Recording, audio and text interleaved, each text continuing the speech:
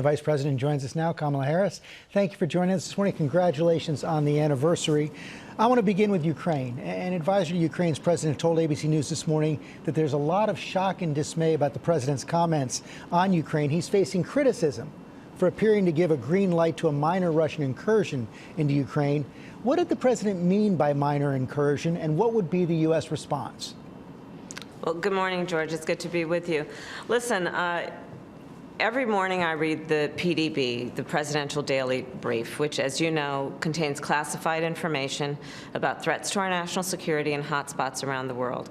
I am often in the Situation Room with the President, with the leaders of our military and intelligence community, and what I can tell you is that the President has been very clear that if Russia takes aggressive action, it will be met with serious, severe, and a unified response and consequences. And that position that we have taken is grounded in a number of values that we hold dear, including the importance of respecting the sovereignty and territorial integrity, in this case of Ukraine. And we have not wavered from that perspective. We have been very clear with our partners and allies and with Vladimir Putin. Through various levels of discussions over a period of several weeks, if not months. So any movement of Russian forces into Ukraine, into any part of Ukraine, even if it's not a full-scale invasion of Kiev, will be met by severe sanction and perhaps a military response?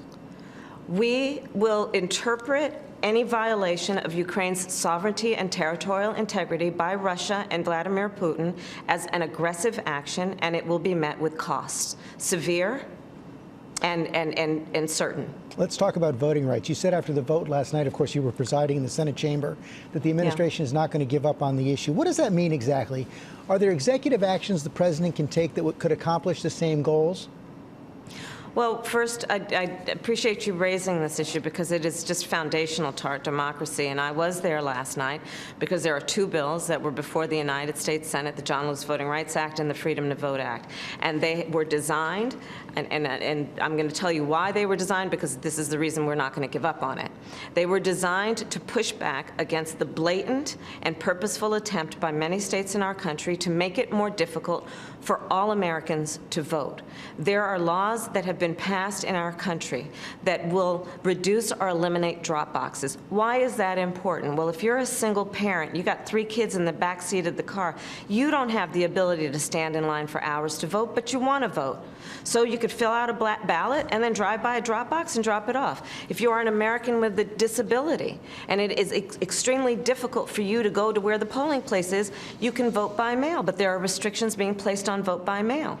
When we look at laws that have been passed that make it illegal to give people who are standing in line to vote food and water, we know this is a violation of the spirit that we hold dear about our democracy in terms of the importance of everyone's right to vote and every eligible American's right to vote. Well, yeah, you believe it's important. I see that. There's no question about that. The president said he believes it's important. But what are you going to do now? It's not getting through the Senate. Well, we're not going to give up on legislation because ultimately that is one of the most important aspects of what we must do to correct what has been happening in the various states. But there are other actions. So, for example, the Department of Justice has initiated investigations and action, civil action, as it relates to various laws that are a violation of our Constitution in letter and spirit. There is work that we will continue to do that is about convening folks around the country to uplift the message and to include what we need to do to expand the ability of all Americans to understand what's at stake. Because, George, I'll tell you, and that's why I'm glad we're having this conversation, you would probably not be surprised to know how many people in the midst of the everyday burden of life are unaware of what's happening.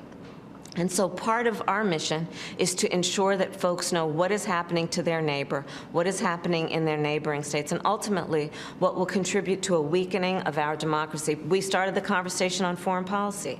I have met with presidents and prime ministers who are leaders of our partner and ally countries. And I will tell you, it frequently comes up, they ask, well, what about the issue of voting in America? Because you hold yourself out to be a role model of what it means to be a democracy. This is one of the most important pillars of a democracy, and it appears that there's an erosion in America. Well, that is an issue that we should take seriously in terms of our ability to argue for the strength of democracies versus autocracies. And there's a direct connection between this and what we need to do in terms of securing our national security and securing our standing in the world. All these issues are related. Madam Vice President, final question. You were sworn in 1 year ago today. Reflect on that. How has this experience changed you? That's a great question. You know, I will tell you one of the ways is that there's no question that we came in office during a confluence of crises. And to the extent that I've been able to travel, I've met some of the most extraordinary people, Americans in our country. I mean, we are, in fact, announcing today $100 million going to healthcare workers. Let's remember from the beginning of the pandemic to today, these are folks who are the heroes among us, who at the beginning, even when we didn't have vaccines, went to work every day, taking risks in terms of their own health and well-being in service of people who are perfect strangers to them. I've met small business owners who have kept the payroll going, even though they were at the very end of what they could do financially, but they knew they had to keep the business open for the sake of their community and their employees. I've met teachers who are committed to going to school and working each day, even though their resources are so few, but their mission is so important. And so there is a lot about a crisis that really does reveal the heroes among us. And in that way, I feel very inspired. I think we all should. Madam Vice President, thank you for your time this morning. Thank you. Thank Michael? you. It's good to be with you. Hi, everyone. George Stephanopoulos here. Thanks for checking out the ABC News YouTube channel. If you'd like to get more videos, show highlights, and watch live event coverage, click on the right over here to subscribe to our channel. And don't forget to download the ABC News app for breaking news alerts. Thanks for watching.